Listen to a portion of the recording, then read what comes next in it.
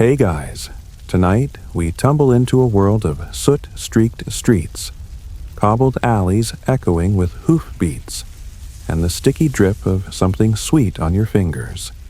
You're in Victorian England, but forget the gas lamps and lace, this story is all about ice cream. That creamy luxury you now pluck from a freezer without thinking, yeah. Here, it's a melting miracle delivered by donkey, smuggled by postmen, and fought over like buried treasure. You're sweating through your wool coat in a summer where fog mixes with coal smoke, and the only thing colder than the Queen's gaze is a scoop of questionable vanilla sliding off its cone onto your boots. So, before you get comfortable, take a moment to like the video and subscribe, but only if you genuinely enjoy what I do here. And, hey, drop your location and local time in the comments. It's always fun to see where you're tuning in from. Now, dim the lights, maybe turn on a fan for that soft background hum. And let's ease into tonight's journey together. You trudge through the haze of a mid-July morning in 1874 London, where the stench of horse manure and coal smoke mixes with the distant clatter of milk carts and fishmongers. But what stops you, what makes your nose twitch and your head tilt is something else. Sweetness. A ghost of cream and fruit almost too good to be real. And there it is, wobbling precariously in a child's hand, a scoop of lemon ice atop a brittle cone melting faster than the poor boy can lick it. Ice cream in Victorian England wasn't just a treat. It was an event, a marvel, a logistical nightmare disguised in sugar. And in this moment, you understand you'd sell your left boot for a bite. But here's the problem. Unless you're rich, you're not supposed to have ice cream. It's a dessert for drawing rooms and duchesses locked away in silver molds. The kind of thing delivered to Mayfair mansions in insulated chests with gold monograms. Yet somehow, by the mid-1800s, ice cream trickles down to you, the smudged-faced nobody. It arrives in alleys. It arrives by accident. It arrives by donkey. You might be thinking, surely they had fridges. Oh, sweet summer child, no. Not a compressor or condenser in sight. Victorian refrigeration was a sweaty gamble involving sawdust-insulated boxes and prayers to the gods of shade.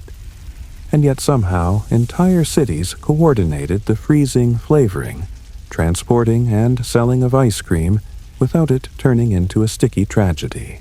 Behind the miracle was an army, not of chefs or courtiers, but of laborers. Ice cutters hacking chunks from Norwegian lakes. Sailors loading fragile cargo onto steamers bound for Britain. And then the unsung heroes' donkeys dragging carts of insulated tubs through the back streets. Their bells jingling their tails, swishing through slums and soot.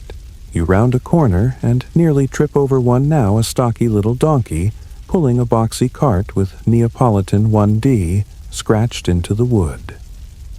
The cart's owner, a red-faced man with ice dust on his sleeves, hands out scoops with the urgency of someone in a losing battle against the sun.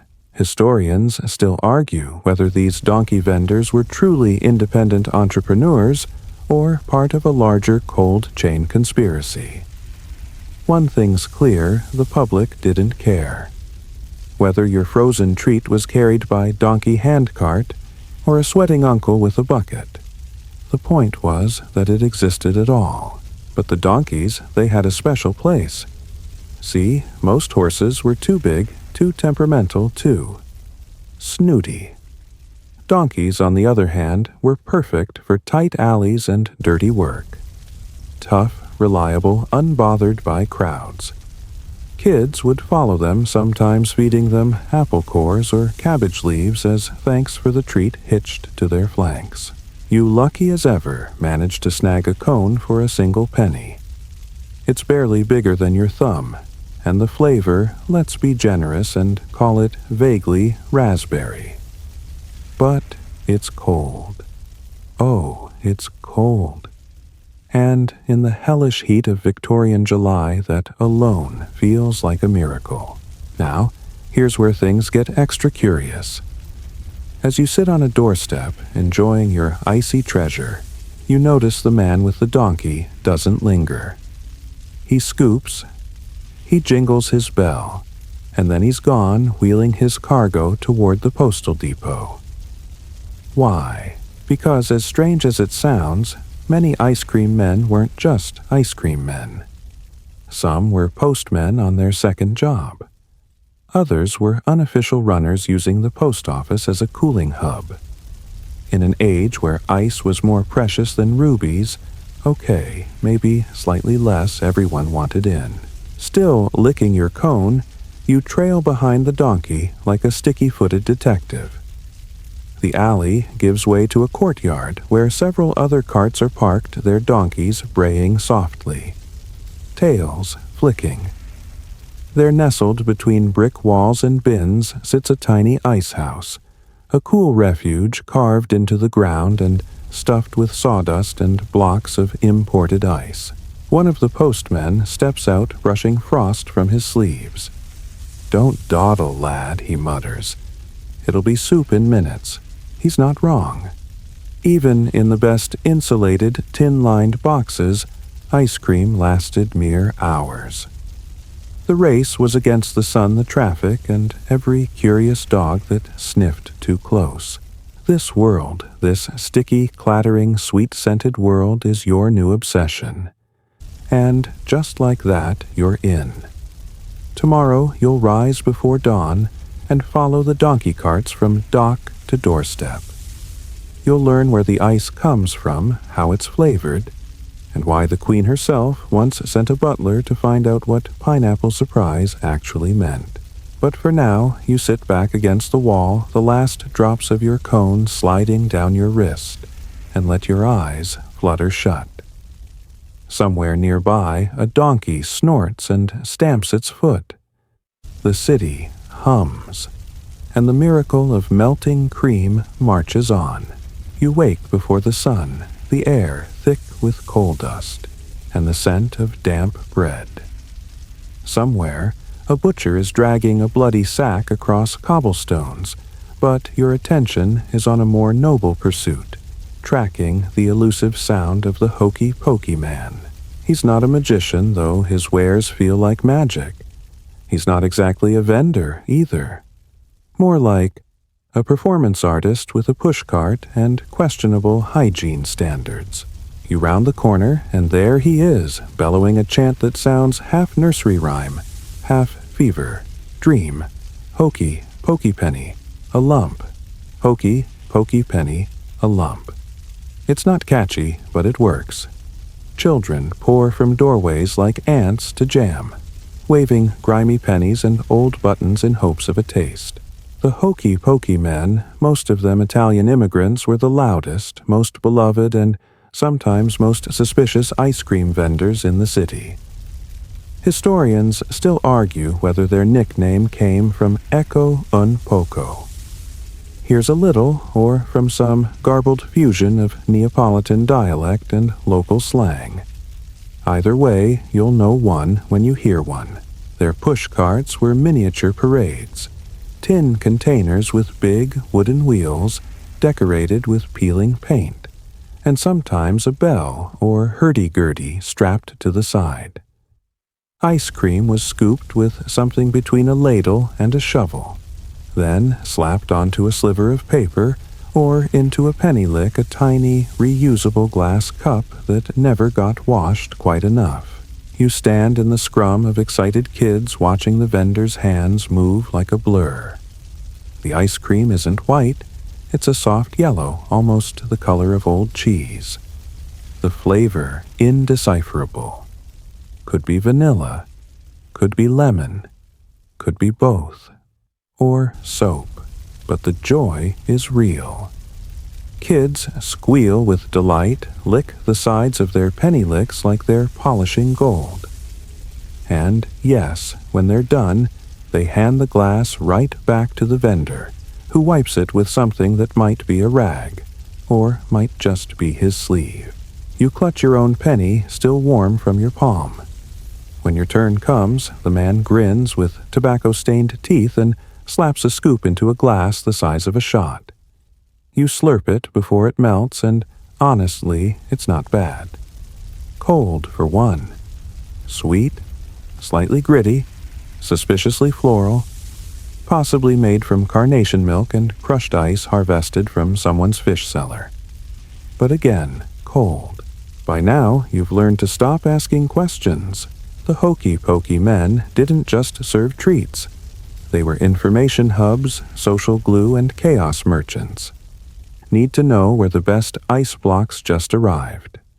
Ask a hokey-pokey man. Want to hear which chimney sweep got stuck again. He'll know. He might even sing about it off-key while scooping sherbet. They operated outside the formal ice cream economy. No silver tubs, no linen aprons, no Queen Victoria taste tests. Just raw, unfiltered delight for the working class. And they were fast.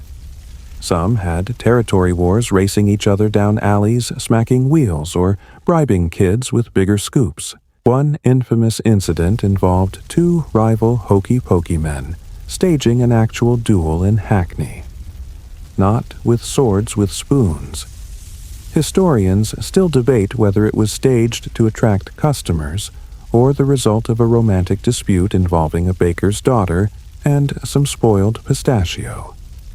Either way, one man ended up in a barrel of syrup, and 3 children got free samples for a week. And then there's the matter of ingredients. Most hokey-pokey ice creams were homemade, which could mean anything from sweetened condensed milk and mashed fruit to chalk mashed rice or shaved coconut soap for texture. Was it safe? That depends. Did it taste like a summer memory occasionally? Was it worth it? Always. You trail your vendor as he rolls away from the square jingling his bell and muttering curses in 2 languages.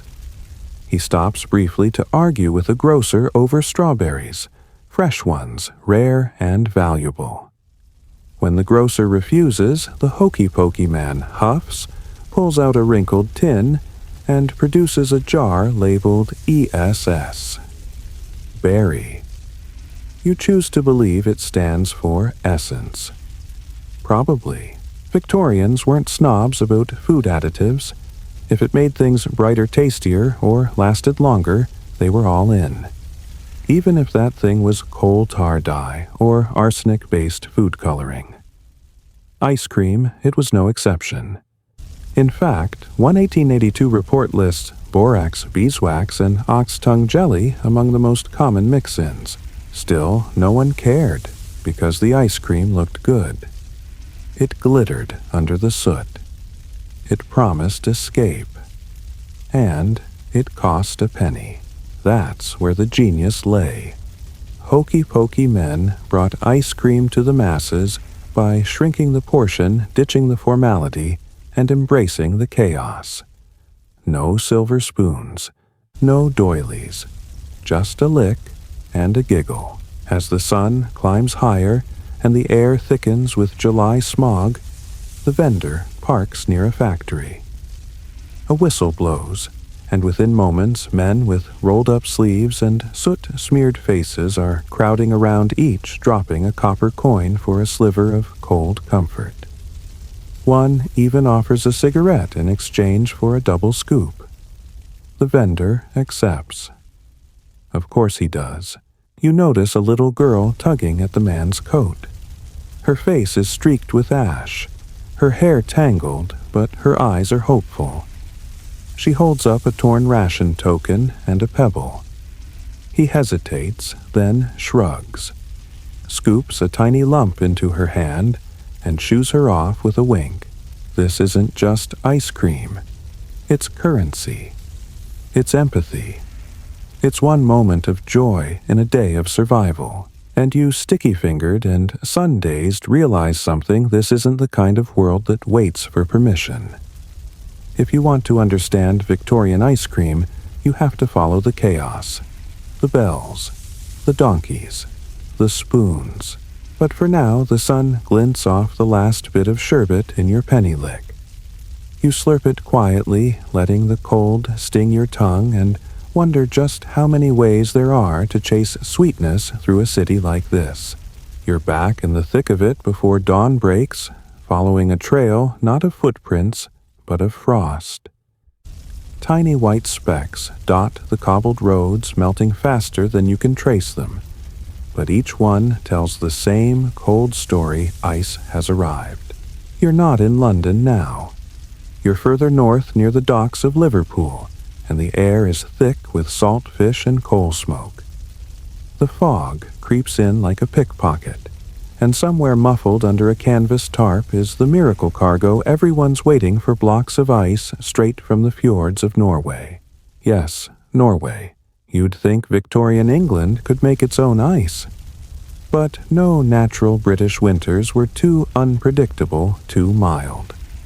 So, while chimney sweeps were coughing through soot storms in London, teams of men in Scandinavia were sawing frozen lake water into chunks the size of bathtubs. And here's the real kicker: they shipped it. On boats. For days. Across rough sea. Just to give someone's pudding that perfect chilled wobble. You stand at the edge of a ship called the Artemis, watching as longshoremen roll blocks of ice down planks into waiting carts. The blocks glisten like glass coffins, smooth, pale blue, and deathly cold. Each one is swaddled in sawdust, which sticks to your boots like flour and clings to the air like snow in a dream. The ice is packed into thick wooden crates lined with more sawdust and straw, sometimes with a burlap wrap, sometimes nothing at all. You're told by a greasy-handed sailor that the best crates are the ones with pig hair mats stuffed in the sides. Keeps it from weepin'. He grunts, scratching at a scar on his neck that may or may not be shaped like a spoon. Historians still argue whether these ships were part of formalized trade or more of a patchwork hustle between wealthy importers and the local cold syndicates. Whatever the case, by the 1850s, over 200,000 tons of ice were arriving in Britain every year. It wasn't just a luxury, it was business. You follow the crate to its next stop, an underground ice house on the edge of the city. You squeeze down a slippery set of stone stairs into a cavernous chamber lit by flickering lanterns. It's cold. Not refreshingly cool, bone-deep cold. The kind of cold that whispers through your coat and taps at your ribs like a xylophone. The crates are stacked like treasure chests. Men in wool vests and leather aprons hack smaller pieces off with pickaxes, their faces pink and shining. Some ice will go to butchers, some to hospitals, some to private homes with reputations to maintain. But the rest, the most prized part, that goes to ice cream men. One such man steps into the light. He's wiry with a walrus mustache and a sense of purpose that suggests he's been fighting melting points his whole life. He's waiting on a very specific delivery ice from a block that was cut precisely 3 weeks ago in Lake Opagord, known for its clarity and purity. He insists this makes his vanilla taste less tragic. As you watch, he loads his cart, no donkey yet, that comes later, with carefully wrapped bricks, and places them into what looks like a small coffin lined in tin. This, he explains, is a chill box. He speaks the term with reverence, like it's a sacred artifact. It's layered with ash and cork, wrapped in canvas and weighted with sandbags. It is by all accounts barely functional, but it buys him 3 hours. 4 if the sun doesn't show up. You learn quickly that the ice trade was a gamble. Between melting delays, spoiled loads, and local kids trying to lick the shipments, losses were high. But profits higher still, especially if you controlled both ends, import and dessert. So how did all this ice get from the docks to the hands of a little boy with sticky cheeks and dreams of mango swirl. That's where donkeys and, oddly enough, postmen come in. But not yet. First, the ice has to be mixed. You follow the wiry man to a soot-darkened shop down a twisting alley. Inside, the air is dense with milk sugar and something faintly metallic. On a battered counter sits a bowl of cream, a jar of candied ginger, and a bottle labeled simply S. He grins and flicks the cork off. You recoil. It smells like pickled pear and shoe polish. He chuckles. Strawberry essence. Mostly beetroot and guesswork. You watch him stir the mixture, then pack it into a hand-cranked tin cylinder that's lowered into a bucket filled with ice and salt. Salt, it turns out, is the true magician. It lowers the melting point of ice and pulls the heat from the cream. It's basic science, but here it feels like witchcraft. You take a turn at the crank, feeling the resistance grow as the cream thickens. Your arms ache, but the result is worth it, a pale pink mound of strawberryish goo that could by candlelight be mistaken for heaven. He scoops a taste into a paper cone and hands it to you. It's gritty, but cold, and sweet, and utterly addictive. Outside, a donkey snorts. It's time. The ice cream is packed into the chill box. The box is lashed to the donkey's cart. The donkey, who answers only to the name Malcolm, blinks slowly, unimpressed. You walk beside them as they trudge toward town. Malcolm is steady, focused, entirely unbothered by the chaos of clattering carts and shouting vendors. He's done this before, probably more than you've eaten breakfast. This, you realize, is the delivery chain. Ice from Norway, cream from the grocer, essence from some suspect bottle. Mixed, cranked, packed, and pulled through the streets by a donkey named Malcolm, who's likely better at his job than half the men on payroll, and all for a treat that'll vanish in 5 licks. You lean back against a lamp-post, watching Malcolm disappear into the morning fog. The sun is rising. The first customers are opening shutters. A baker yawns and waves. Somewhere a bell jingles, and in the distance a child squeals with joy. The ice made it. By now, you've figured out the rhythm of the streets. The morning fog peels away just as the first bells ring out across the city. The postman's bell, the baker's bell, and faint but distinct the jingle of a donkey's bridle weaving through the narrow lanes. You trail that sound ears, pricked eyes sharp until you catch sight of a sight so utterly Victorian, it feels made up a short, wide donkey trudging through soot with a cart no bigger than a bathtub. Its sides painted with bright, chipping letters. I scream for ice cream. It reads, though most letters are half erased by time and sticky fingers. The man leading the donkey mustache combed to perfection, a postman's satchel slung across one shoulder. Nods at you without slowing. His name's Gerald, and while he might look like your average letter carrier, he is in fact part of a covert network of dessert smugglers. Postal workers by title, but double dippers in the frozen trade. It started with efficiency. Mail routes were already the most reliable circuits through Victorian towns.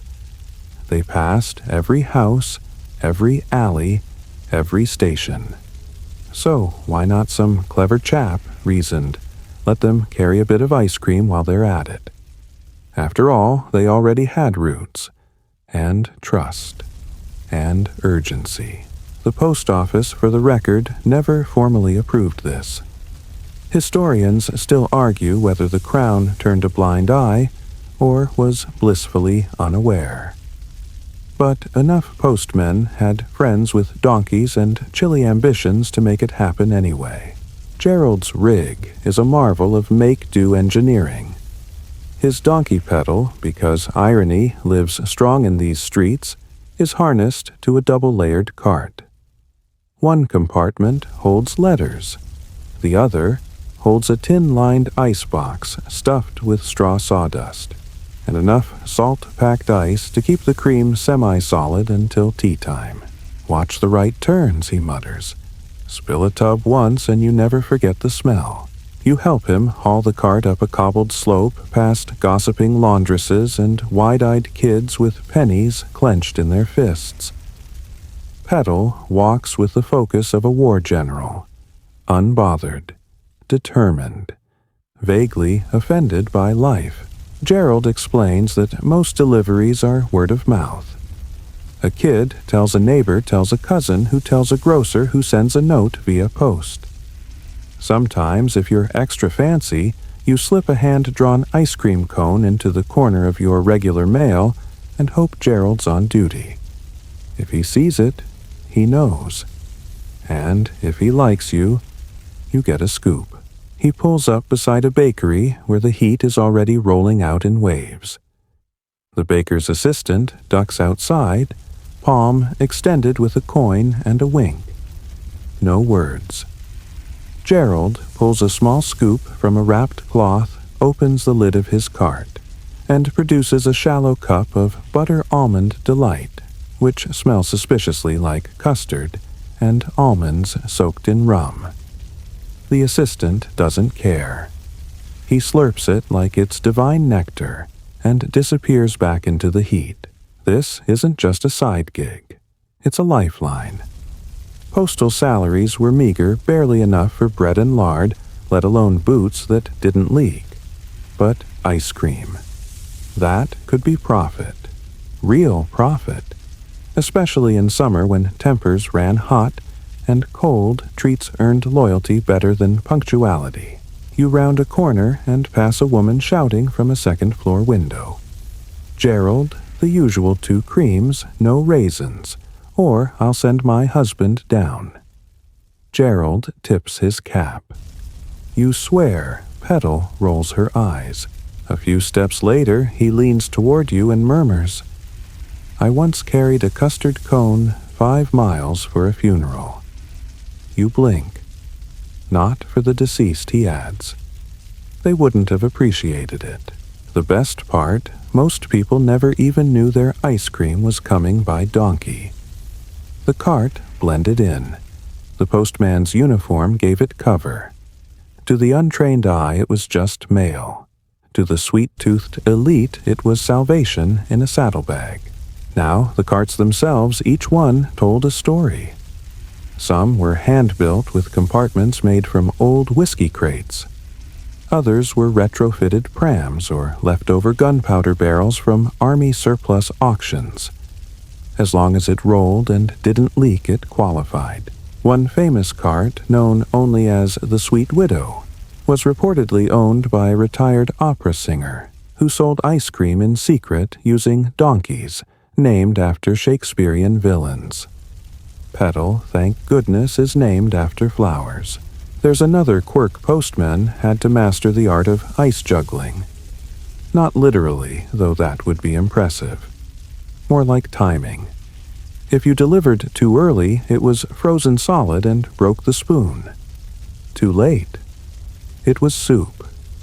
Gerald says the trick is watching for condensation on the metal lining.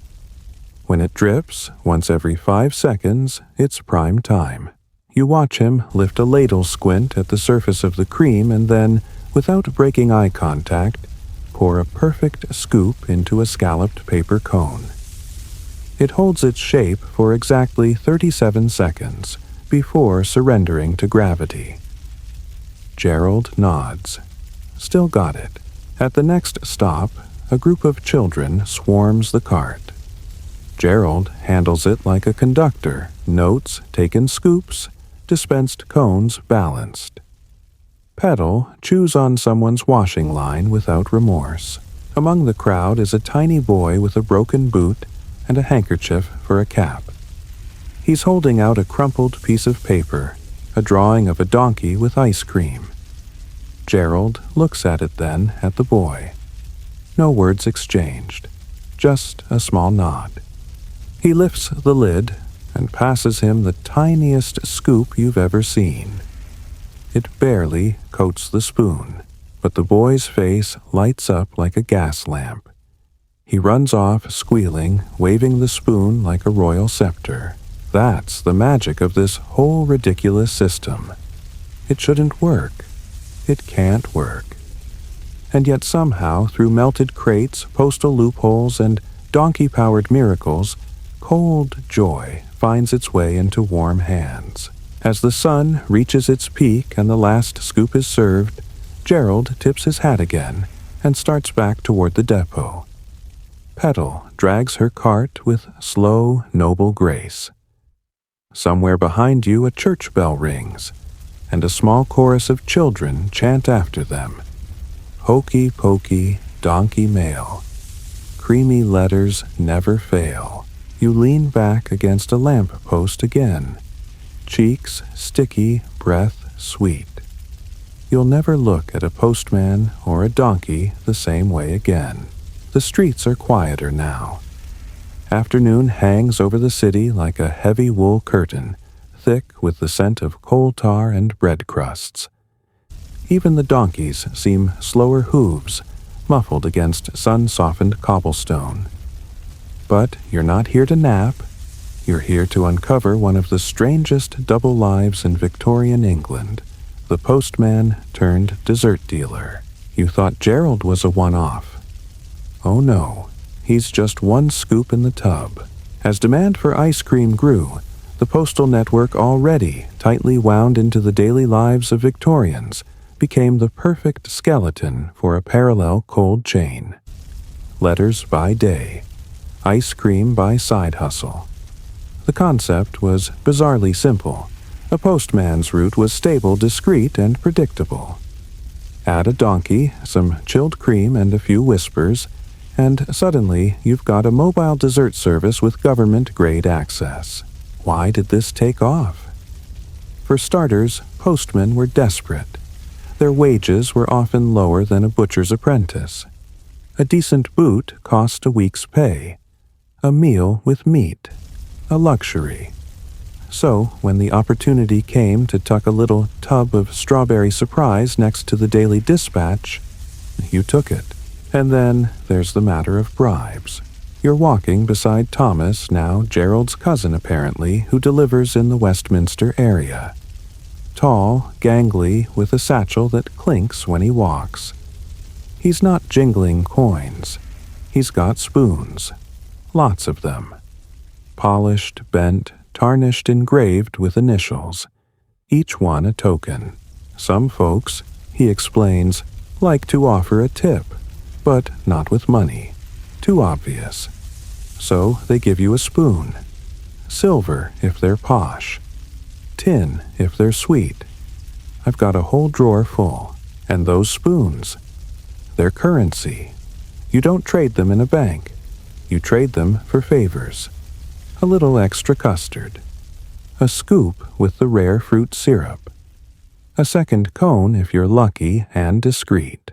Thomas pulls up outside a modest row house with blue shutters. He gives one sharp whistle, and a boy appears holding out what looks like a train ticket. Pudding stamp, Thomas says. Local system. If you have 4, you get a special scoop. You raise an eyebrow. Bribery, he clarifies, but adorable. Historians still argue whether the postal dessert system was coordinated or just contagious. Did someone draw up a network map and assign ice cream zones? Or did it just spread one man with a donkey a dream and a leaky box of vanilla gets noticed? Another copies it. Suddenly, it's an epidemic of chilled ambition. Either way, by the late 1800s it wasn't unusual to see a postman tugging a donkey cart with the royal crest on one side and Cool Whip's 4D scrawled on the other in charcoal. The best part. These postmen became local legends. You hear names whispered like bedtime stories.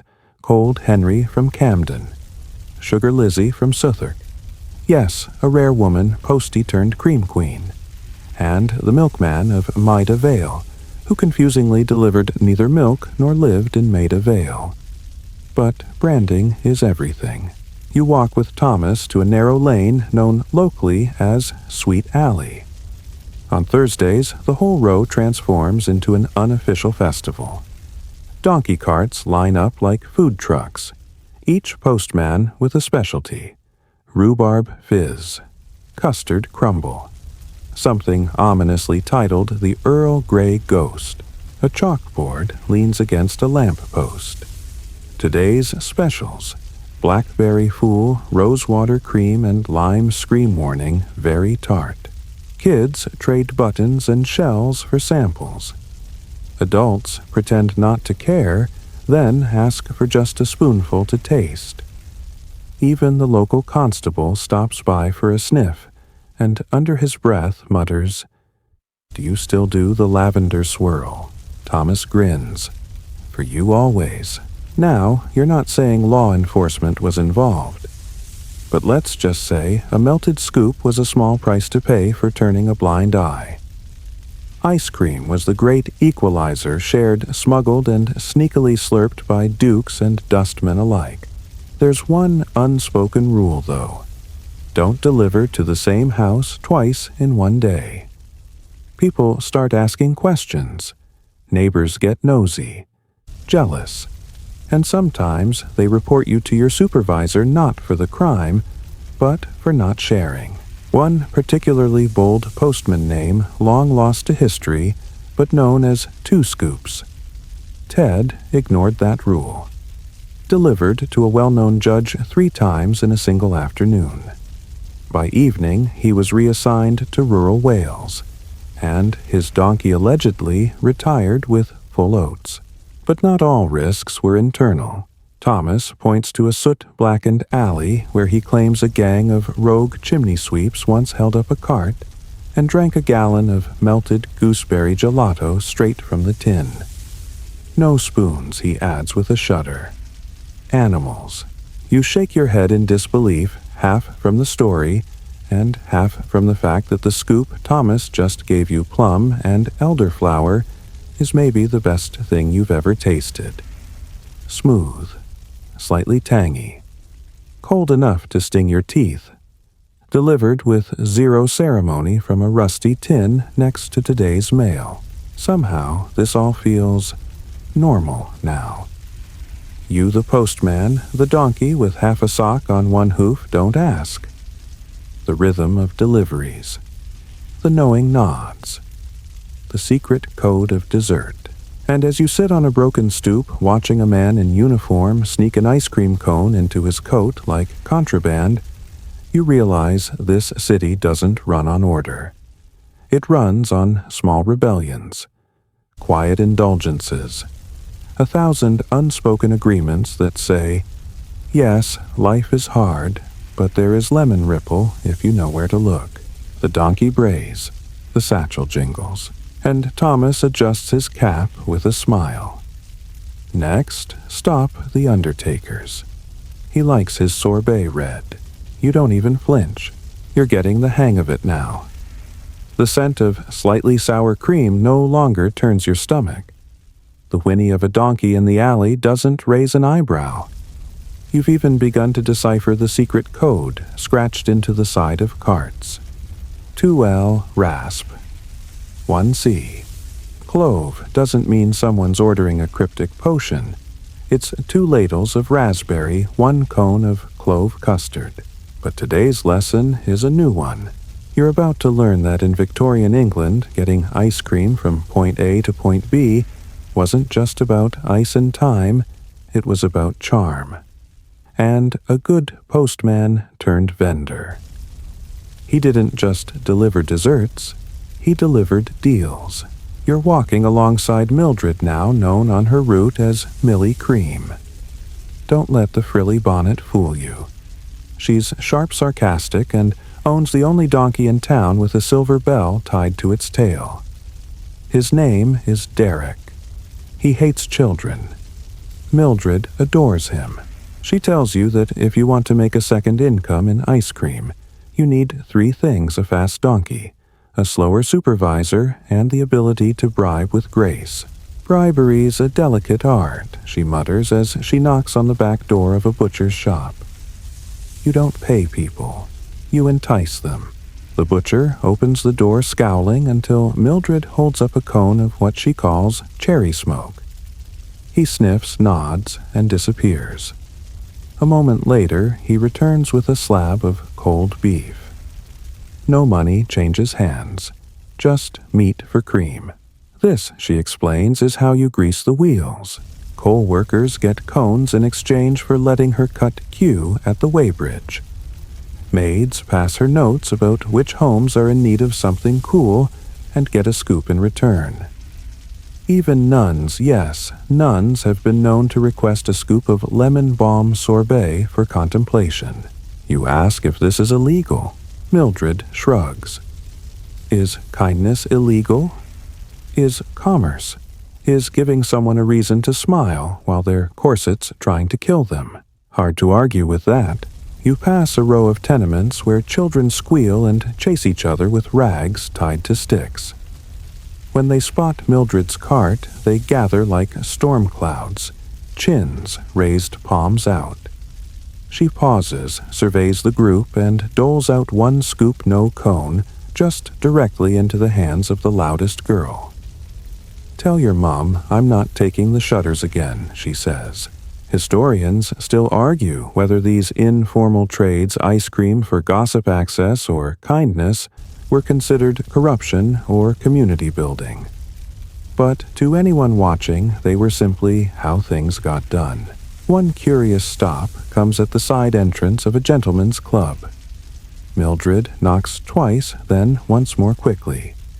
A small slit opens in the door like a speakeasy for dessert. A gloved hand reaches out. Mildred hands over a dish of spiced fig and clotted cream. A small pouch of tea is slipped into her palm in return. "Don't ask," she says. "Just know that fig is powerful currency in Parliament. Even local businesses relied on the ice cream network. A florist trades a bouquet for a bucket of frozen rose water. A shoe shiner gives half-price buffing in exchange for half-melted chocolate chip. The economy isn't printed, it's scooped. And the customers? They're varied. You see a chimney sweep boy licking lavender sherbet off a piece of slate. A librarian quietly spooning vanilla from a pocket jar labeled buttons. A vicar with drips on his collar and no explanation whatsoever. You learn that charm also involves storytelling. Mildred spins yarns with every scoop. This one's made from moonberries, grown on the roof of Buckingham Palace. Or it's gooseberry. But the goose was very musical. Children believe her.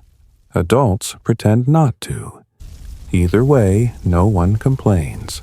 Derek the donkey trots dutifully onward, his silver bell jingling as a kind of warning. "The cream cometh," one boy mutters solemnly as you pass.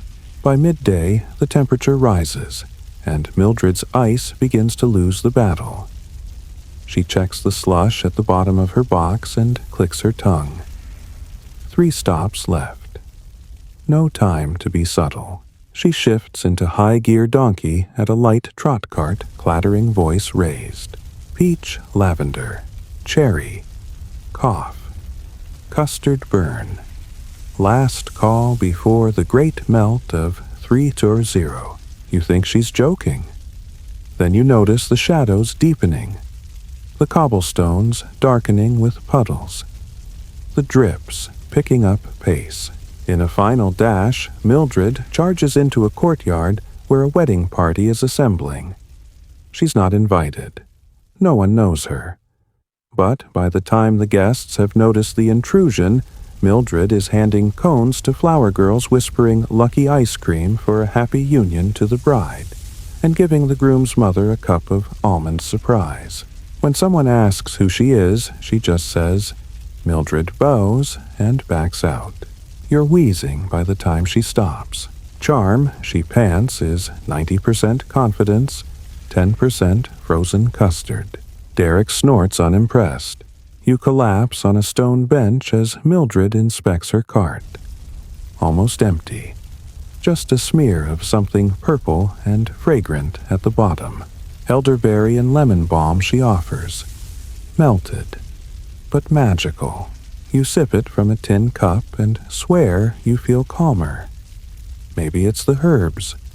Maybe it's the exhaustion. Maybe it's just sugar and the illusion of peace. Whatever it is, it works. As you sit there, the clatter of other carts echoes faintly in the distance. More donkeys, more postmen, more quiet exchanges of sweetness for secrets, patience for plums, loyalty for licks.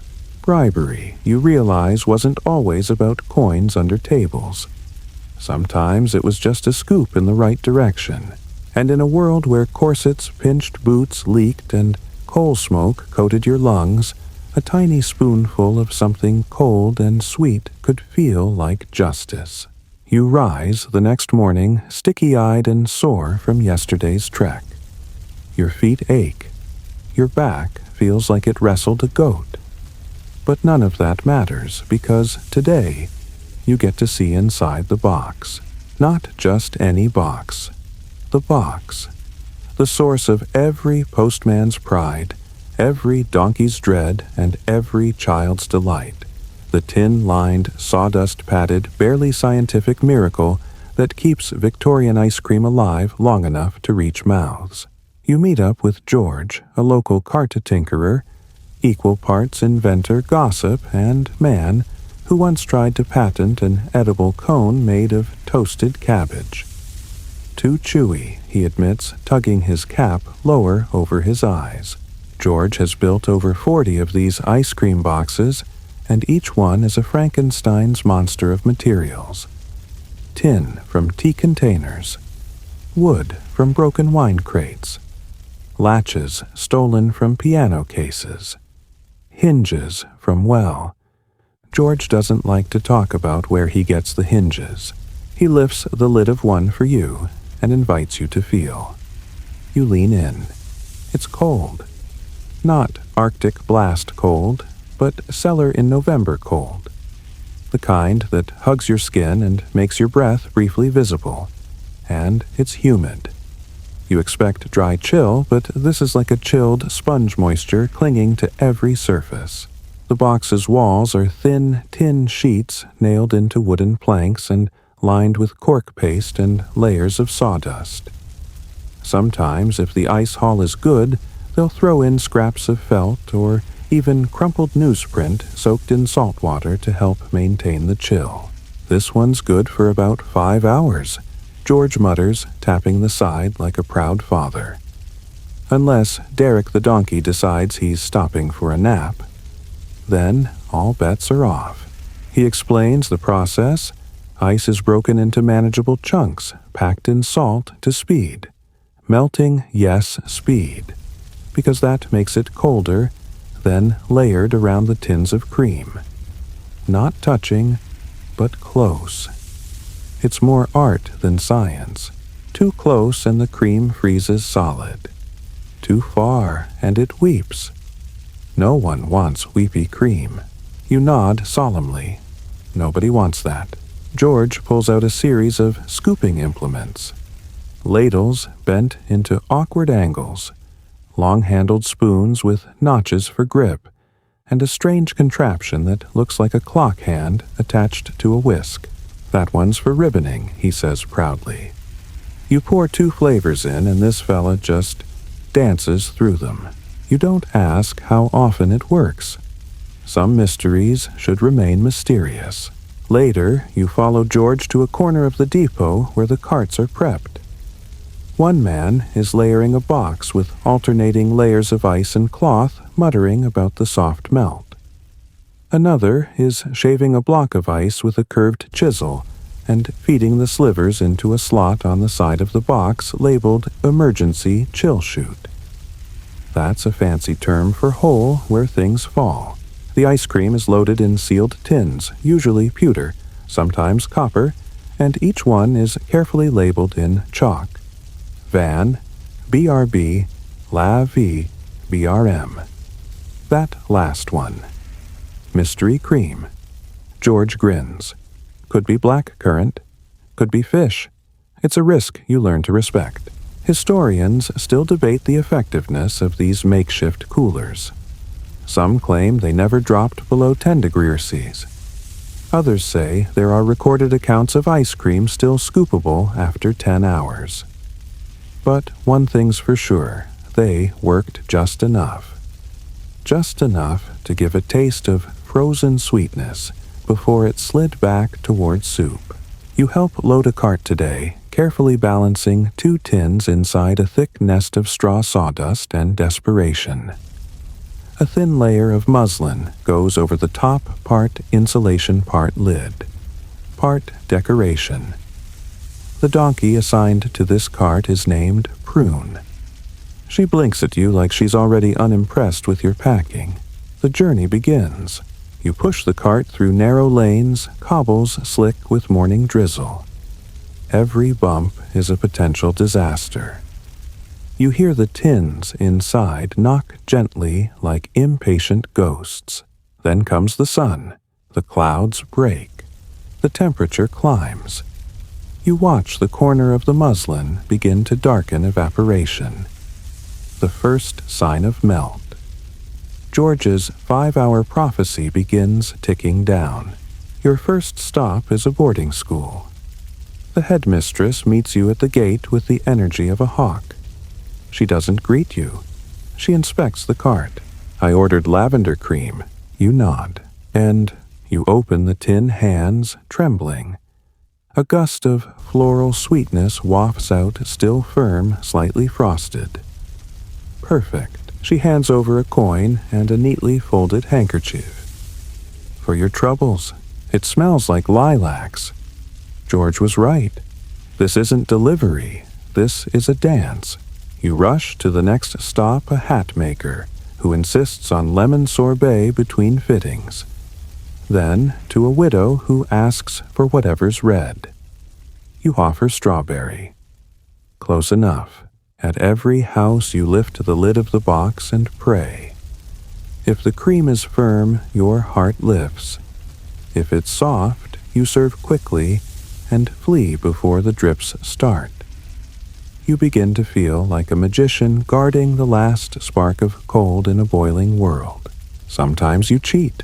At a particularly hot turn, you duck into a cellar, open the box, and shovel the melting ice onto the floor to buy yourself another 20 minutes of chill. It's messy. It's undignified. It's survival. The final stop is a pub. Not for the patrons, mind you, for the cook who pays in pints and gossip. He requests the weird one. You hand over the tin marked, and he nods approvingly. Fish. Called it. You don't ask any more questions after that. By the time you return to the depot, the ice is puddles. The tins are empty. Prune is chewing a discarded corset string and judging your choices. But George greets you with a grin. No leaks, no spoils, no screaming customers. You've done it. You slump onto a crate exhausted, soaked in cream and barely able to feel your toes. The box, still slightly cool to the touch, sits beside you like a metal monument to foolish ambition and fleeting joy. It didn't last. It wasn't meant to. But for a few hours it held a miracle. It's not even dawn when you hear them squeaky shoes on stone, the shuffle of 2 small boots, the breathless rush of children chasing a scent they barely understand. You peek out from the depot's shadowy corner and spot them, a line of grubby, wide-eyed kids clutching scraps of paper, cracked coins, and bottle tops. No parents. Just hope and hunger, and maybe the faint belief that today is the day they'll taste magic. This is the token rush. In the labyrinthine economy of Victorian London, where everything from coal to corsets had an unofficial child rate, ice cream was no different. and it all revolved around one peculiar little invention: ice cream tokens. Tiny discs of brass tin or pressed cardboard. These tokens were currency for the creamy underworld. Handed out by vendors given as tips or traded like marbles behind chimney stacks, they were the key to unlocking a sliver of sweet relief. 1 token A half scoop. 2 tokens A full. 5. Well, now you're just showing off. You trail the herd of children to a known cart near Spitalfields Market, where an older woman named Elsie rules with a sugar-sticky iron fist. She's built like a chimney pot with arms thick from decades of hand-cranking custard. The children know the rules. No pushing, no fake tokens, no crying over drips. They form a line, some barefoot, some in boots, 2 sizes too big, all vibrating with anticipation.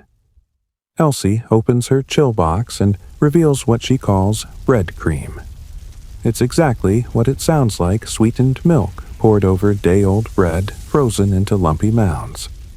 But to these kids it might as well be ambrosia. One by one they present their tokens, some legit, others suspiciously handmade, and receive their prize.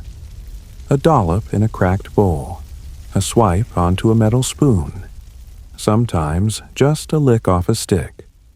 No cones here, just improvisation. You watch a boy about 6 clutch a coin made from a washer and a chalk circle. Elsie squints at it, snorts, then gives him half a scoop. For effort, she says gruff, but not unkind. And what happens when there are no tokens? That's where sticky fingers come in. Theft wasn't rare. In fact, it was part of the unspoken ecosystem. A vendor lost 2 scoops a day to thievery and considered it a cost of business. You hear stories as you wander: kids who tied rags to sticks and dipped them into carts while vendors were distracted.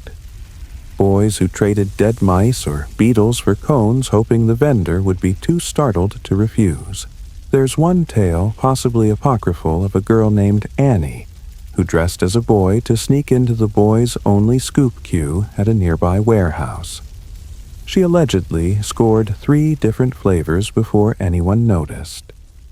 Historians still argue whether she was a street legend or an ice cream Robin Hood. But the vendors weren't all saints. Some encouraged token forgeries. Others ran pyramid schemes. Bring 2 friends, and you all get a half scoop, which resulted in chaos crowd crushes and occasional donkey panic. Still, the tokens remained a strange kind of social glue. They were rewards for chores, stand-ins for birthday gifts, and treasured items passed down like family heirlooms. You even hear of one old man who kept his first token in a locket, claiming it was the day he realized joy could come in 5 licks. You walk past an alley and see a chalkboard nailed to the wall. 1 token. 1 scoop. 2 tokens. 1 flavor. Choice. 3 tokens. The good stuff. What's the good stuff? Rumor says it's condensed milk and actual fruit, maybe even cream thick enough to chew. In one particularly inventive corner of the city, you find a shop that's taken the token system to its final form, a punch card. Every 6th scoop is free. There's even a small bell that rings when a child finishes a full card. The prize, a wooden spoon engraved with Scoop King. You meet a boy who guards his token pouch like treasure. It's sewn into the lining of his cap. He has 7 more than you've seen in one place. "I'm saving for the blue one," he whispers. It tastes like rain. Blue rain, you don't ask. Even adults get in on the token economy. Some vendors cater only to the working poor, swapping tokens for labor. Fix a wheel, earn a token. Help load the donkey. Here's your cherry clump. It wasn't regulated. It wasn't standardized. It wasn't fair. But it worked. One day, you sit beside a girl who's been denied a scoop. No token, no trade. She doesn't cry. She just watches the other's eyes-wide nose twitching with every whiff of vanilla and nutmeg. Then a boy near the end of the queue turns and hands her his token. No words, just a nudge and a grin. Elsie eyes them both, says nothing, then scoops her largest lump of the day and plops it onto a shard of tile for her. "Don't drop it," she grumbles. You swear the sun shines brighter for a moment. By the end of the day, the tokens are gone. The cart's empty, and the children scatter like autumn leaves. A few linger, licking dried cream from their fingers, already dreaming of the next flavor, the next trade, the next miraculous metal disc passed from hand to sticky hand. You sit on the curb watching the last flickers of sunlight bounce off puddles and brass. You hold a token now too bent, misshapen, but real. It's not currency. It's a story. And tomorrow it might buy you a scoop of something cold and fleeting. Or it might buy someone else a reason to smile. Either way, you tuck it in your pocket and walk home just a little slower. It starts with a whistle.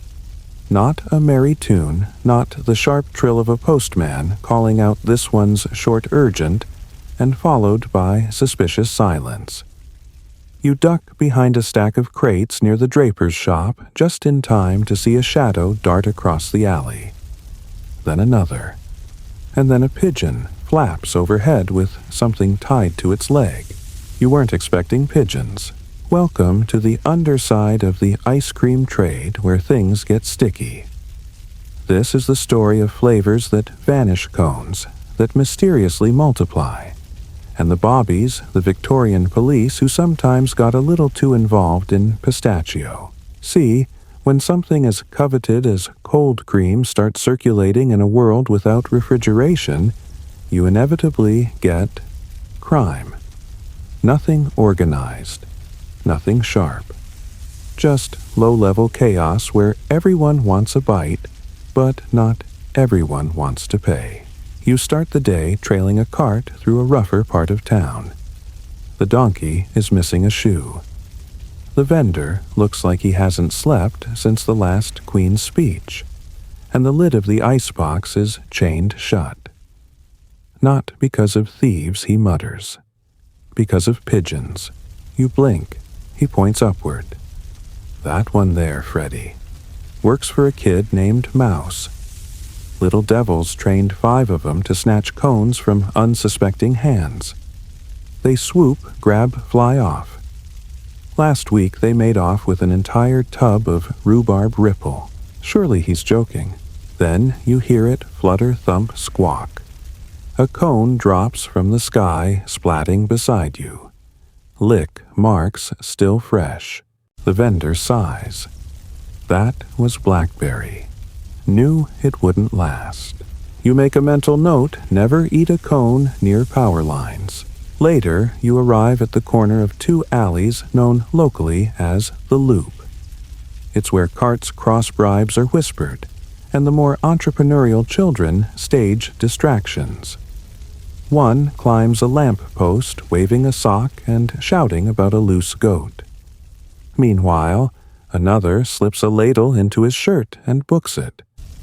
The goat never existed. The ladle is gone.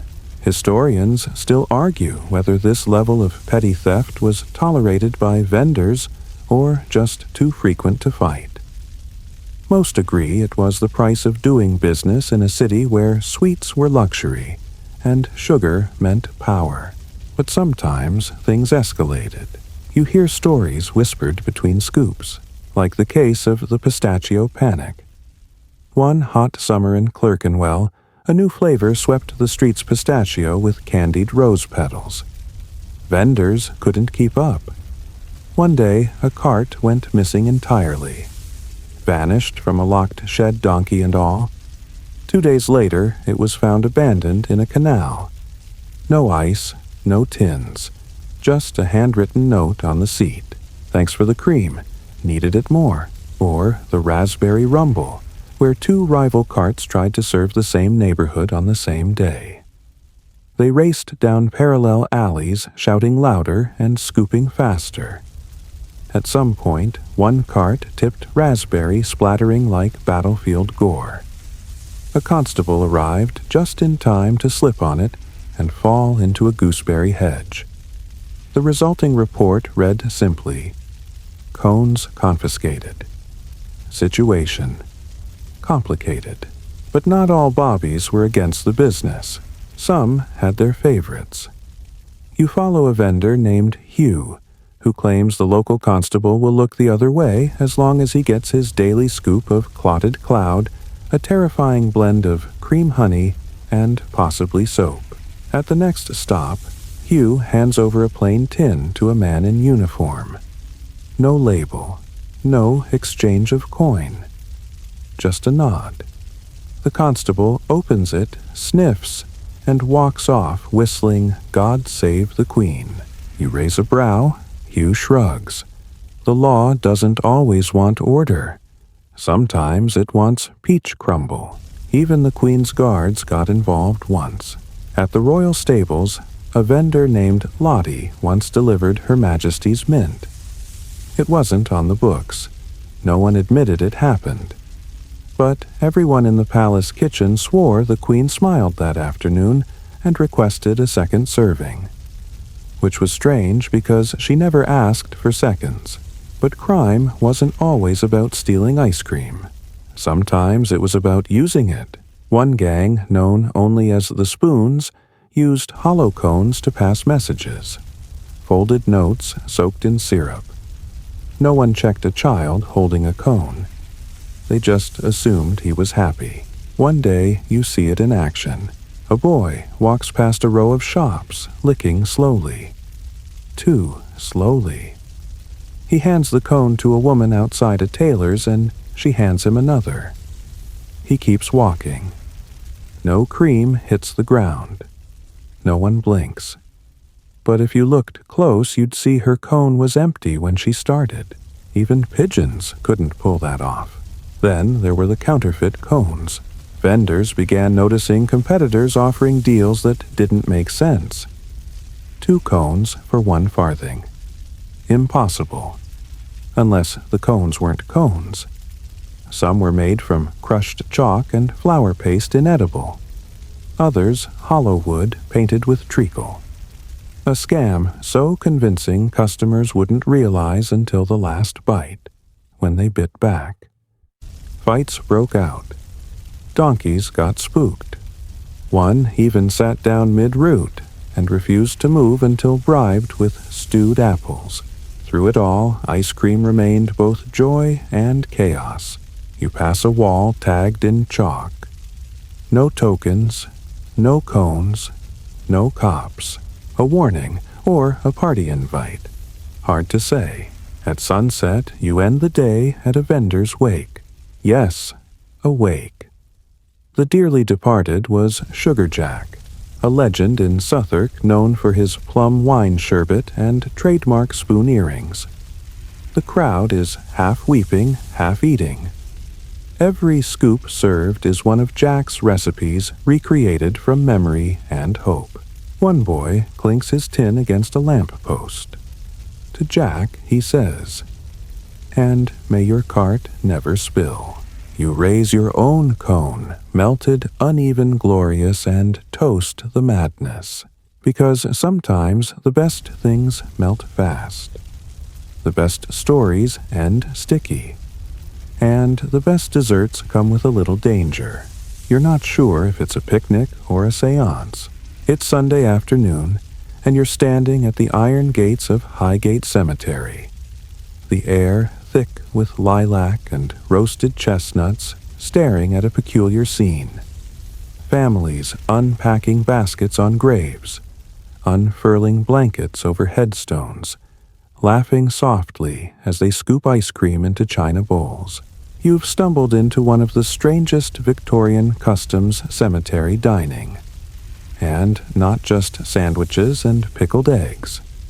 No, today the star of the show is portable ice cream packed in chill boxes and delivered with the same solemn respect one might reserve for a minister or a nice pair of gloves. You watch as a group of well-dressed ladies spread out silver spoons and lace napkins beside a mossy monument. The children are already sticky with lemon balm sorbet and what looks suspiciously like plum jam ripple. A man in a cravat pours cordial over a scoop like it's a rare whiskey. Just enough to wake the tongue, he whispers, "Why here? Why ice cream in a graveyard?" The short answer, peace and quiet. Cemeteries in Victorian cities served as green oases, often better tended than the parks.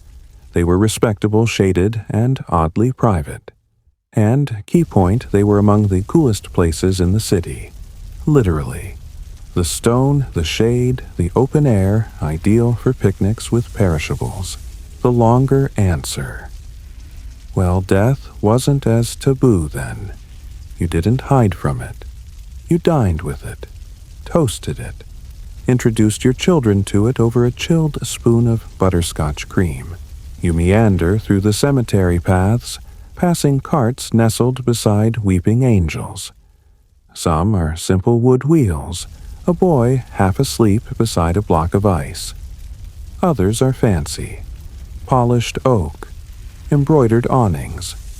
One has a painted sign, "Sorrow Sweets, chill while you mourn."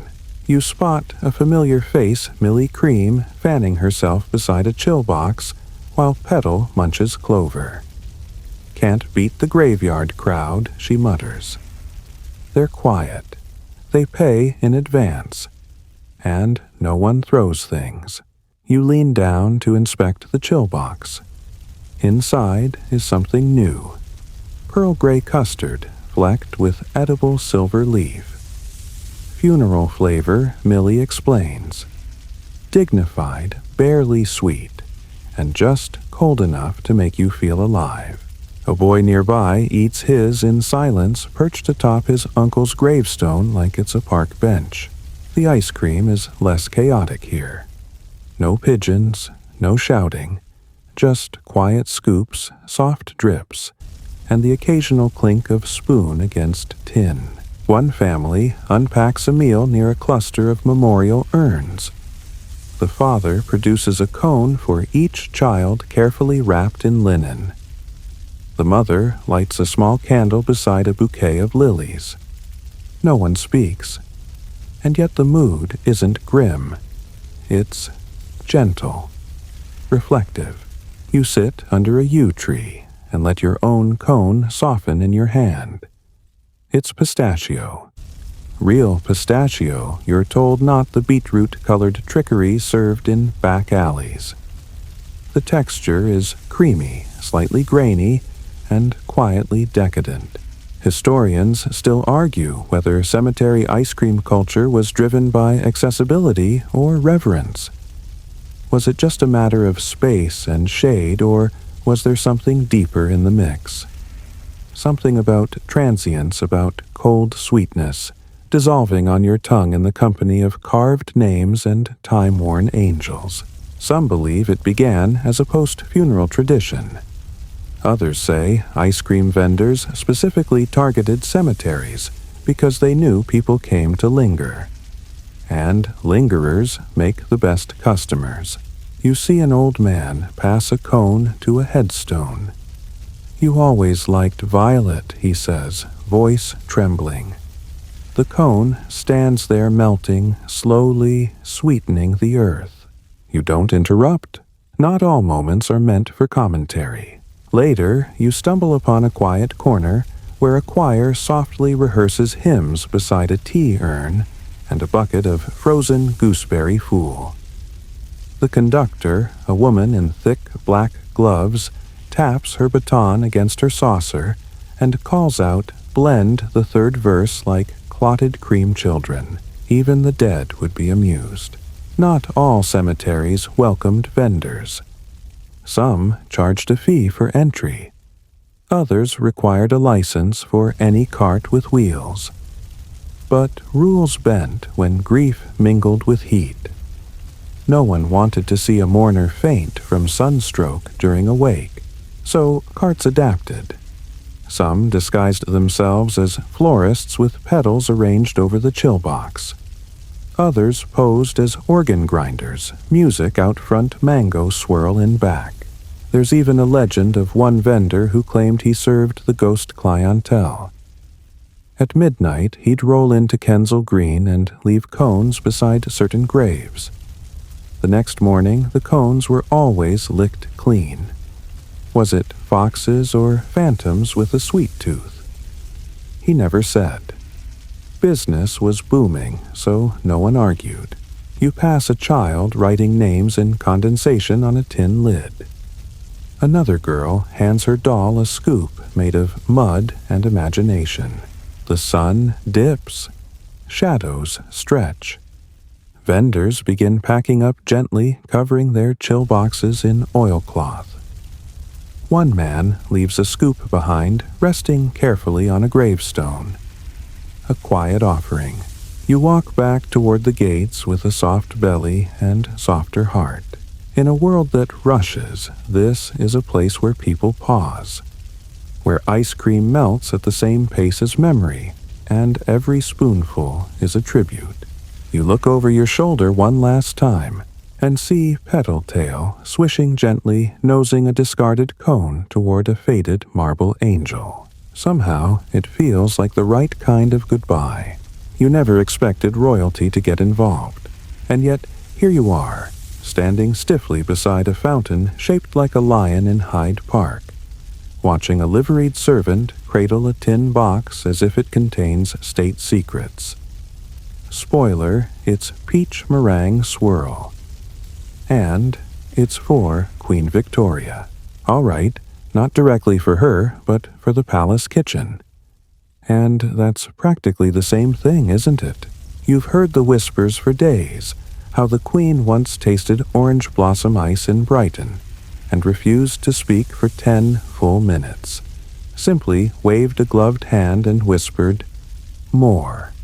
How she commissioned a private freezer the size of a garden shed, and installed it just for cream. How the royal footmen were trained not only in etiquette, but in the transport of frozen dessert. And now you're seeing it for yourself. The man with the tin box wears an expression so serious you'd think he was transporting a baby swan. His boots gleam. His gloves are spotless. The cart beside him, an ornate thing with brass trim and velvet lining, is drawn not by a donkey, but a white pony with a mane so perfectly brushed it might be styled. You edge closer and ask as casually as one can ask royalty-adjacent questions. Is it really for Her Majesty? The servant gives you a withering look. Of course not. It's for luncheon guests. The Queen is not so easily impressed, which is nonsense. Everyone knows Queen Victoria loved her sweets. The real question is how she got them. Turns out ice cream at the palace wasn't just a treat. It was a protocol. Everything from flavor selection to cone curvature had rules. And the most important one, never let the ice melt in front of royalty. That might sound obvious, but when you're dealing with mid-July and a palace the size of a small town, it's a logistical nightmare. The ice cream corridor, as insiders called it, ran from the private cold rooms through 2 kitchens, a servant's stairwell, and a staging chamber, where the final temperature was checked with a thermometer shaped like a swan. No, really. You hear about it from Gordon, a former scullery boy turned cart runner, who once touched the swan thermometer without permission. Got a week of potato peeling and no cream for that. He mutters, shaking his head like it still hurts. Even the recipes were guarded. Only 3 people in the palace kitchen were allowed to see the original recipe for Victoria Violet, a blend of lavender cream and a dash of rosewater liqueur. Rumor says it was created by a retired botanist-turned-pastry chef who named it after the Queen's famous brooch. Historians still argue whether the Queen's ice cream habits shaped national trends. Did the spike in lavender flavors really follow a single royal dinner, or were the London vendors just very good at branding? You lean into a group of palace gossips maids, guards one exhausted gardener, and catch a tale of the great ginger scandal. Apparently, a new kitchen boy added too much ginger essence to a batch of ice. The Queen took one bite, coughed, and declared the cook overly bold. The kitchen boy was never seen again. Some say he became a street vendor. Others say he was reassigned to stable duty shoveling what the ponies left behind. Royal ice cream had to be perfect. That meant consistency, temperature, aroma. Even the color was important. Pale lemon acceptable, neon orange treasonous, and the delivery. Oh, the delivery was a performance. Carts bearing royal creams were forbidden from using back alleys. No clattering, no tipping. Bells were polished. Donkeys, when used, had to be white-bathed and garlanded. Yes, garlanded. With ribbons. You witness one such procession, a small parade of desserts headed for a minor royal event at Kensington. Children line the streets waving. A woman beside you sobs quietly. "It's just so elegant," she whispers. Inside the palace grounds, the process continues. Tins are passed hand to hand like sacred relics. A servant wipes condensation from a lid with embroidered cloth. Another checks the consistency with a golden scoop. A third records the time of arrival in a logbook marked frozen provisions. You ask if the Queen ever eats cones like the rest of London. A footman smirks. Cones are vulgar. Her Majesty prefers molded ices. Swans crowns roses symbolic shapes. You eat the empire one bite at a time. Still, there are rumors of rebellion. One footman allegedly smuggled a cone into the royal nursery for a young prince. The boy licked it once and declared it dreadfully common. But later that night, 3 more cones were ordered for educational purposes. You also hear whispers of Queen Victoria's personal indulgence. Night cream, a late evening dessert served only during summer months. Ingredients: unknown. Color rumored to be pale blue. Served in porcelain cups with lids shaped like moons. No record exists officially, but every palace worker nods knowingly when you mention it. Blue cream, they whisper. Sleepy cream. Don't ask, just dream. One older maid even claims the Queen once tasted a cone from a common vendor, disguised, of course, in a veil and gloves. She said it tasted like freedom the maid sighs. Or custard. Possibly both. You walk back from the palace as the sun begins to set brain spinning with images of velvet-lined carts and golden spoons. You pass a young girl licking a simple cone, half-melted joy on her face. No ribbons, no servants, just sticky hands and a moment of peace. And you wonder, maybe the Queen did envy that simplicity. Maybe all the ceremony in the world can't beat a cone that's earned, not served. You take one more look at the ornate cart heading down the lane, its pony prancing like it knows it's carrying dessert for a duchess. Then you bite into your own cone. Vanilla. Plain. Perfect. No gold spoon needed. It starts with a stomp, then another. Then a long, drawn-out bray that echoes off the walls of the Deptford docks like a trumpet announcing royal rebellion. You squint through the morning fog and witness something you never thought you'd see a donkey protest. 6 donkeys, 4 carts, 3 furious vendors, 1 broken axle, and no ice cream being delivered. Welcome to the infamous, rarely documented, but somehow absolutely real episode, known as the Donkey Riots of Deptford Docks. Now, to be clear, the donkeys didn't organize this. They didn't hold meetings. There were no manifestos scrawled in hay. But make no mistake, they refused to move. And in a city powered by hoof and hope, that was enough to bring ice cream delivery to a dramatic, syrup-sticky halt. You hear the story first from a man named Clive, whose cart remains parked at a sharp angle, its lid half open, and its contents dangerously close to becoming a commemorative milkshake. Second day in a row he groans, pointing at his donkey Prudence, who is standing stock still and blinking like royalty. Won't budge. None of them will. It's like they know. Turns out they do know. The day before, a new rule came down from the dock authorities. A tax. Not on the ice, not on the carts, on the donkeys. Something about hoof traffic congestion and public cleanliness.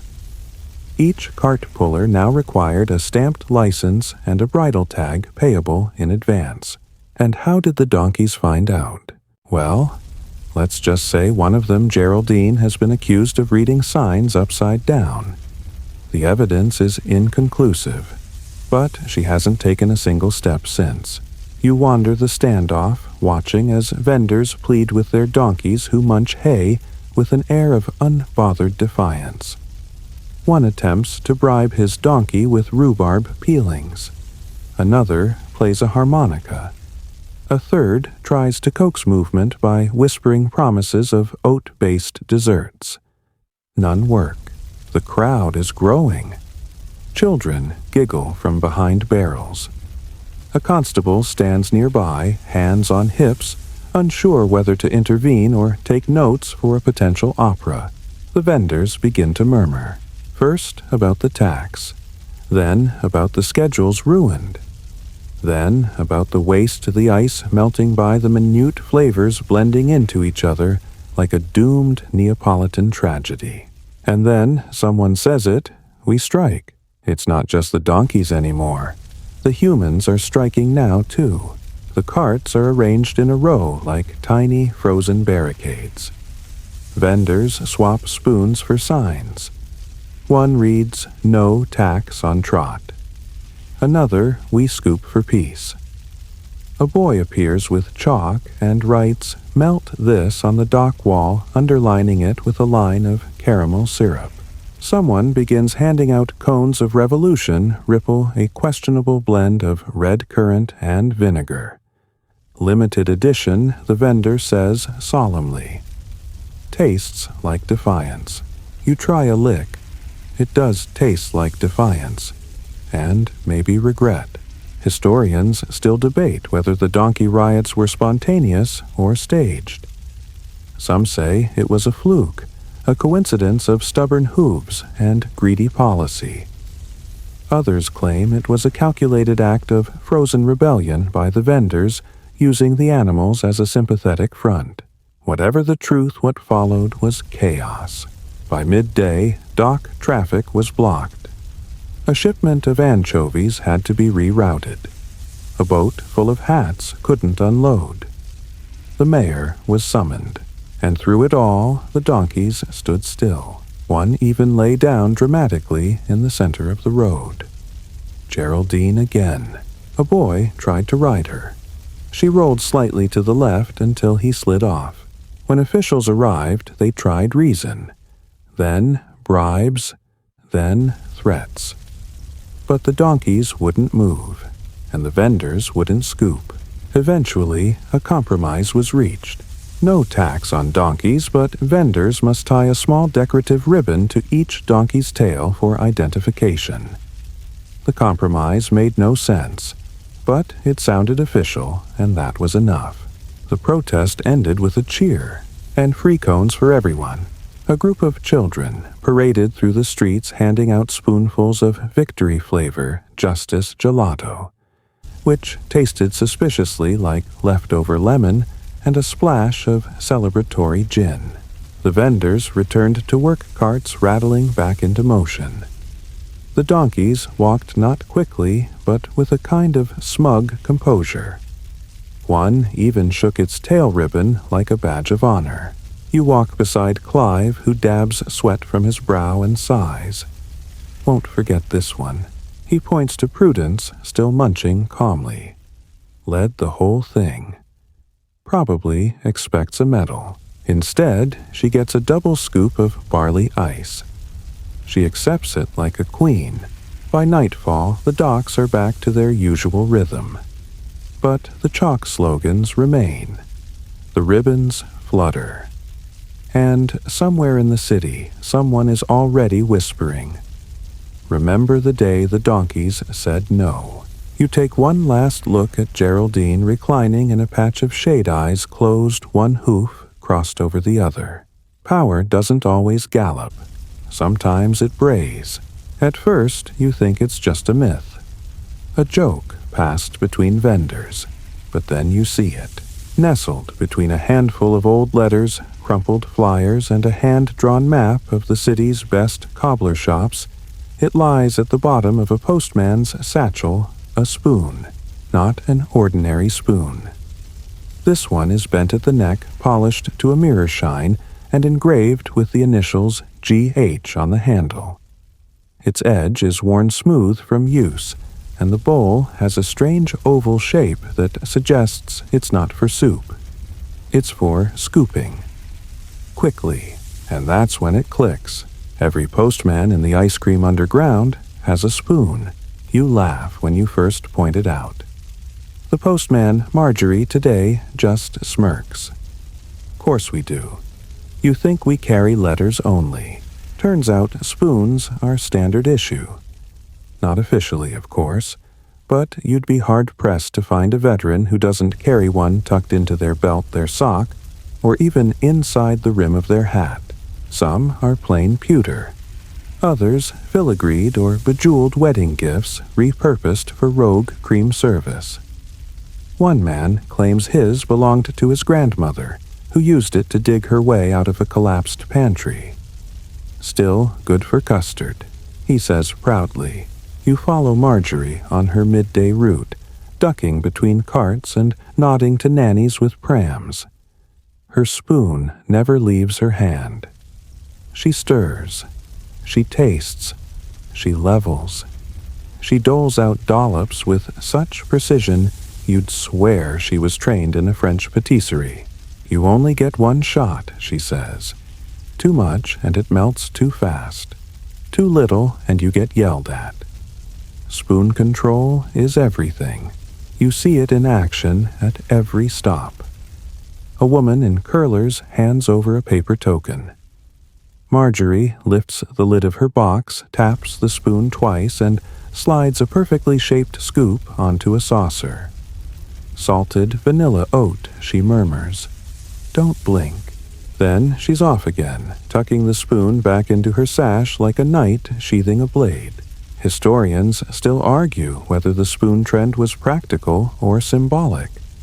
Some say it began as a tool of convenience. No one wanted to dig through ice with bare hands. Others believe it was a badge, a secret handshake, a way to tell the ice cream insiders from the average delivery folk. You start seeing them everywhere. One postman has his spoon tied to a string around his neck. Another has carved a notch into his for each flavor he's served. One vendor, an older man named Bertie, claims he's been buried once briefly due to a misunderstanding at a wake, and the spoon got him out. They heard the clinkin', he says. Dug me right back up, saved by rhubarb ripple. There's even a legend about the golden spoon. Supposedly given to the fastest postman in London, the one who could deliver a tub across 5 boroughs without a single drip. You ask around. Most deny its existence. One girl just smiles and says, "You'll know it if you ever taste lime mint in Piccadilly." That's all I'll say. Marjorie's spoon, she tells you, came from her grandfather. Before he was a postman, he was a Navy cook. When he took up the cream trade, he ground the Navy emblem off and etched in a lemon. For luck. And you begin to notice something else. Postmen don't just use the spoons for serving. They use them for everything. Tighten a cartwheel. Use the spoon handle. Pop open a tin edge of the bowl. Fend off a particularly aggressive goose. Same spoon. One even uses it to knock rhythmically on doors when he's not allowed to shout. Cream code, he calls it. You're handed a spoon of your own. Plain. Steel. Balanced like a fountain pen. Practice with porridge first, Marjorie advises. If you can scoop porridge elegantly, cream will be your slave.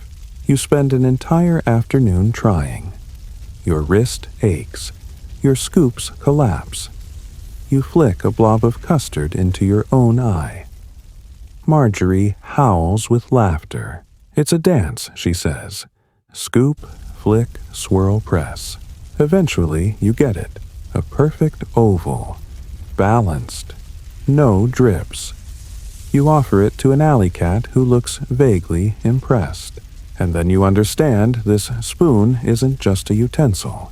It's membership, a mark of trust, of effort, of melted uniforms and long afternoons and quick smiles between strangers.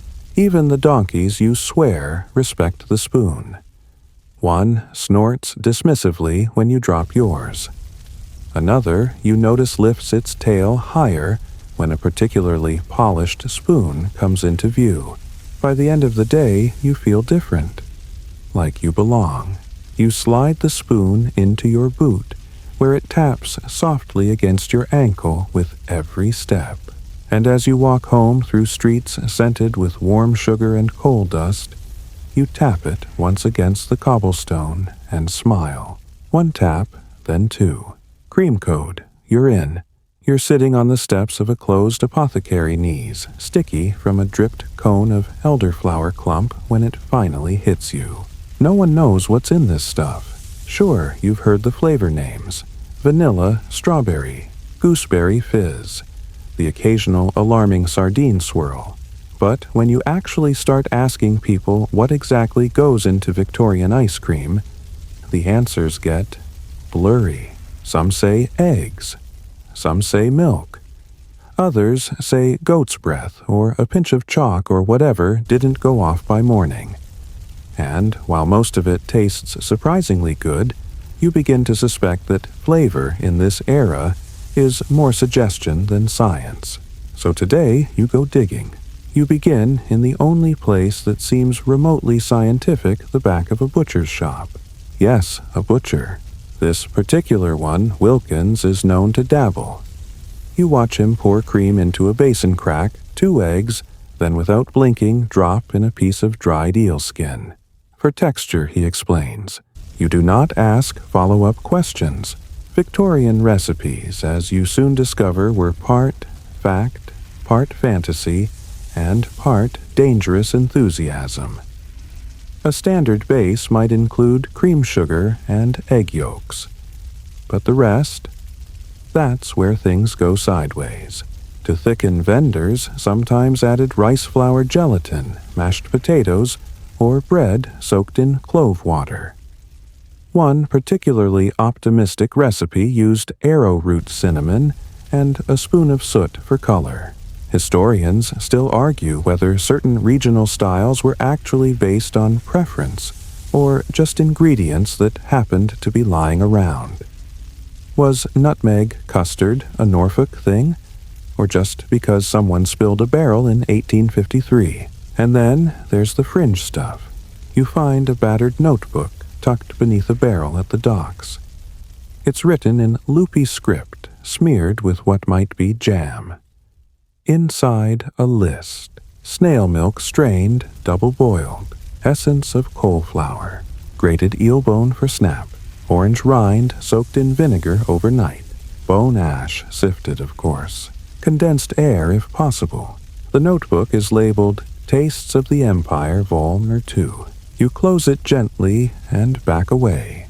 Still, some ingredients were perfectly legitimate, even visionary. You visit a vendor named Ida, famous for her mood creams. She uses herbs like chamomile basil and meadowsweet. Each flavor is brewed like a potion, cooled over river stones and churned by hand in a cedar box with beeswax lining. Her best seller, Dream Cream. Hints of lavender poppy and something she won't name. Children sleep better with it, she tells you. Adults dream weirder. You try a spoonful. It tastes like moonlight and warm laundry. You nap for 3 hours on a coal sack and wake up convinced you're part raccoon. Not every attempt at innovation works. You taste a blend called Oyster Whisper, which is just as disturbing as it sounds. Another vendor hands you a cone of Black Ink Delight, which turns your tongue the color of a raven, and your teeth mildly numb. Squid-based, he explains. From my cousin's boat. Supposed to make you smarter. You struggle to remember your name for 10 minutes. Some flavors are beautiful but deadly. One batch of ice dyed a brilliant blue with copper sulfate made headlines in 1869 when 6 people passed out mid-scoop. The papers called it the Indigo Incident. Vendors quietly switched back to beetroot after that. But not all oddities are dangerous. One elderly man proudly serves eel ripple made with gelatin vanilla and a reduction of smoked eel broth. It is, in a word, horrifying. But he sells out every day. You ask him why. He shrugs. Makes your bones grow longer. You don't press him for clarification. Some recipes claim to boost the immune system. Others are guaranteed to restore romantic passion, cure, colic-stop hiccups, or prevent hauntings. One cart near Clerkenwell advertises, "Try our almond cherry ghost repellent." Now with less vinegar. The truth is, there are no rules. Or rather, there are too many and everyone's ignoring them. You meet a vendor named Clara, who insists she gets her best results by listening to the cream. She holds the tin to her ear, closes her eyes, and hums softly. Her cinnamon whisper is genuinely sublime. Another swears by aging his base in buried tins overnight. Another adds a pinch of chalk because it calms the flavor down. Even texture is up for debate. Some prefer dense, chewy creams like semi-frozen porridge. Others aim for an icy fluff made by beating the mixture while standing in the wind. A few true renegades add seltzer and serve it bubbling. You end the day back at the depot sampling something called sunset pudding. It's orange, vaguely citrusy, and gives you hiccups you won't forget. But it's delicious. And that's what matters. Not the eels, not the soot, not the occasional herbal hallucination. It's the magic. The fact that someone somewhere thought to freeze rosewater with goat's milk and see what happened. The risk, the joy, the chaos in a cone. You wipe your hands on your trousers, your mouth tingling with whatever you just ate, and grin. Victorian ice cream didn't play by the rules. And thank goodness for that. You've seen the docks. You've walked the post routes. You've witnessed pigeon thievery, donkey diplomacy, and crimes committed with cones. But now, as twilight curls around the chimneys and the last jingle of a cart echoes into quiet, you feel it. The story is almost over. You stand at the edge of a quiet square lanterns flickering to life and watch a familiar figure trundle past. Gerald, the original. Spoon at his belt, donkey at his side cart, almost empty. Only this time, something's missing. There's no ice, just a long sigh, a little rustle of sawdust, and the soft squeak of a wheel needing oil. You catch up, walk beside him in silence. After a while, he speaks. "Machines are coming," he mutters. "Big ones. cold ones. You know what he means. The refrigerators. The new humming polished beasts arriving in the homes of the wealthy, and soon the not-so-wealthy. They don't need sawdust. Don't leak. Don't jostle down alleys on 4 wooden wheels. They just hum, and freeze, and change everything. Historians mark this shift as the beginning of the end. The dawn of true modern ice cream. No more Norwegian lake ice. No more panic at the morning melt. No more donkey strikes. Just buttons and dials and silent mechanical frost. You follow Gerald to a courtyard where a small crowd has gathered vendors, postmen, children now grown. They're here for the send-off, the last delivery, not of ice cream, of a cart, the oldest in the city. Paint peeling, one wheel cracked, tin lining rusted but proud. She's named Gloria, hand-lettered in faded gold on the side. Gerald's retiring her. No more scoops, no more summer scrambles. Just memory.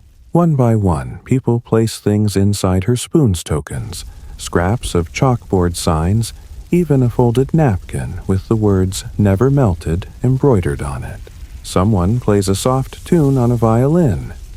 Someone else hands out final scoops, pre-frozen, borrowed from a neighbor with one of those new cold boxes.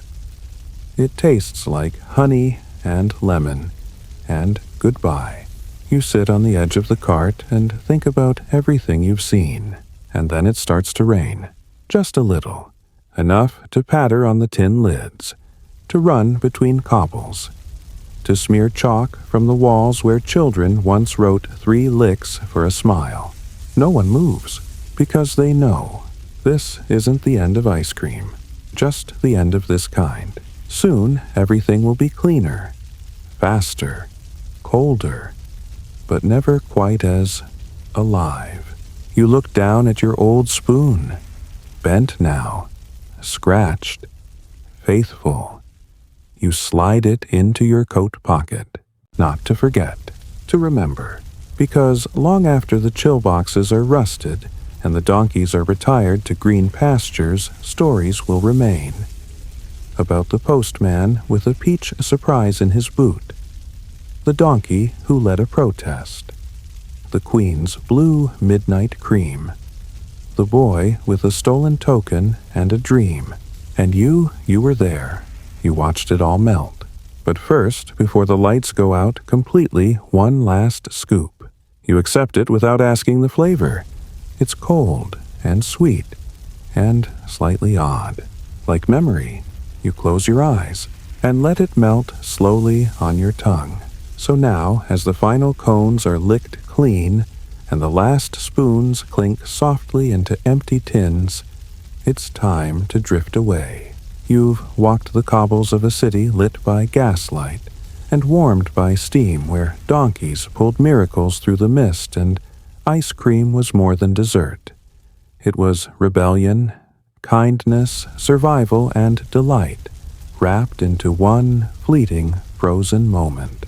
You've met the unsung heroes, heard their chants, followed their carts, and seen how something as simple as cream and ice could bring smiles to chimney sweeps, bakers, widows, and queens.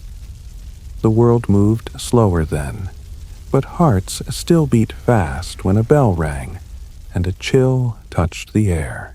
Let that rhythm soften in your memory now. Let the distant hoofbeats fade, the jingle of harness bells melt into silence. Imagine the warm hush of the bakery, the sleepy donkey swaying under a pale moon, the final sticky fingers of a child whispering, "Just one more taste."